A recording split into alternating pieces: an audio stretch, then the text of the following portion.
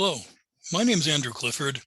I'm the director of the Master of Conference Interpreting on the Glendon campus of York University in Toronto, Canada. And I'm talking to you today about studying online in the Master of Conference Interpreting, the MCI, and just what our program expectations might be of online students. This video is for you if you intend to study with us in year one of the program. Year one of the program has always been delivered online. This video is also for you if you're seeking advanced entry to year two of the program this coming September, that is September of 2021. And that's because due to the global pandemic, we've publicly stated that the fall term classes will be offered online and that a decision about winter term classes will come in July. All right, so those are the two categories of people that are intended to be the audience of this video. What is it that I'm going to tell you? Well, my overall message about our expectations is this, that if you're seeking training as an interpreter, it's a serious commitment. And I'll explain what I mean by that by looking at 4 points with you today. I'll look at how being a student is actually a full-time workload. I'll talk about our synchronous classes, the need for flexibility due to time zones, and I'll also talk about events outside of class. So first up, the full-time workload. Very often, there's a myth that students coming in the door have about online learning. They think that it's part-time or perhaps that it's easy. And I'm here to dispel those myths.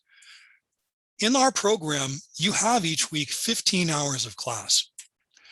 You also need to devote 30 hours a week to practice.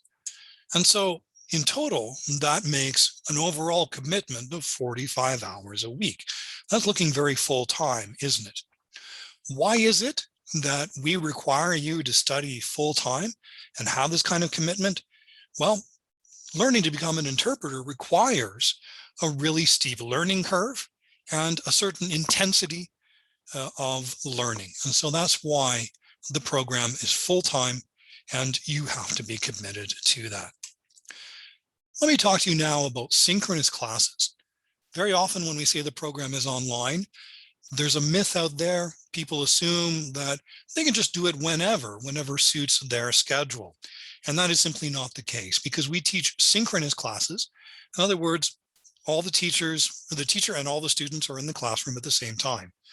Yeah, and so what you see on screen in front of you is a sample schedule. And for example, in the green, those are the classes that are taught between English and Spanish. In the sort of graphite color, grayish, those are the courses between English and Mandarin. And the yellow are courses between English and French. The orange are classes for everybody. If you take a look at that, you can see that Monday to Thursday, at very least, there are classes and people are keeping busy. So why is it that we teach synchronous classes and require people to be involved directly, to participate directly? Well, think of it this way. If you want to become a marathon runner, you can't simply watch a marathon on television. You actually have to get off the sofa, put on some running shoes and get out there and run. And so it is with interpreter training. The third point I want to talk about is flexibility in time zones. The myth that we hear sometimes from applicants is, you know what, classes will be scheduled at a time that's most convenient for me.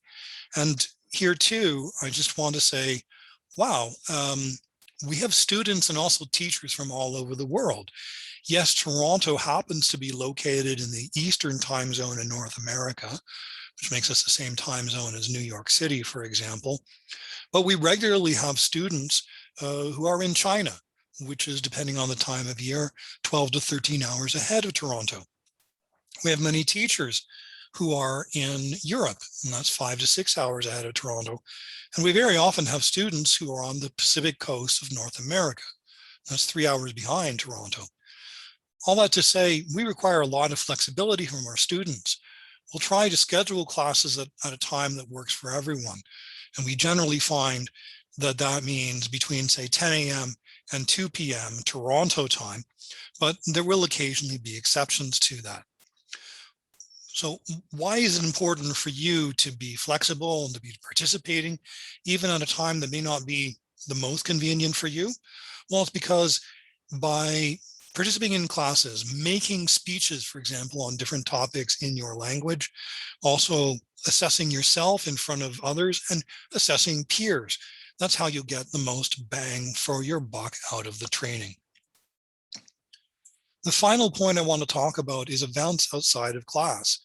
Very often, the myth people come in to the program with is, right, to do my 15 hours a week and then I'm gone, I can worry about other things. Well, the reality is we give you an opportunity to actually build up a bit of a portfolio and get in a certain number of days of work. Usually, in non-pandemic times, our students interpret events that are on the York University campus. And nowadays, with everybody working online, they interpret a lot of online events. We can usually count on students getting somewhere between 10 and 15 days of actual interpreting practice by the time they've completed second year. So it's important that you be available for those opportunities, which are on top of the class time that I mentioned earlier. Why is it important? Well, to be perfectly honest, becoming an interpreter in many ways is a matter of rewiring the brain, teaching your brain to operate in a new way. And you can't do that unless you log in a certain number of hours of practice. The more you practice, the more you engage in interpreting, the faster that process will be. All right, everyone, there you have it. Those are the expectations that we, the program, hold towards students when they're coming in the door, both in year one to study online with us, and this year, because of the pandemic, in year two. So that gives you an idea of what we expect. I know it sounds a bit stringent. I know it sounds like we're asking you for a big commitment, but I can tell you from having worked with students in the past that that commitment will pay off for you.